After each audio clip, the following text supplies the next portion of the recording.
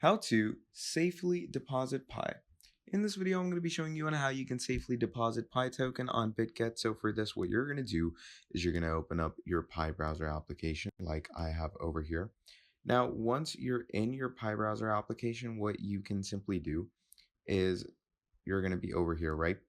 Now, to go ahead and safely deposit a Pi token on your Bitget, what you're going to be doing is just go over to your main wallet.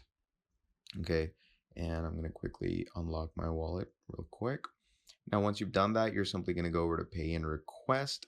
And once you have done that, what you're simply going to be doing is just go over to scan or show QR code. And what you're going to do is you're going to be scanning this QR code through your Bitget application.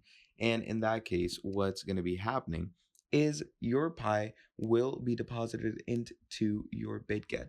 So that is pretty much about it. Thank you for watching this video till the end, and I'll be seeing all of you in the next video. Have a great day. Goodbye.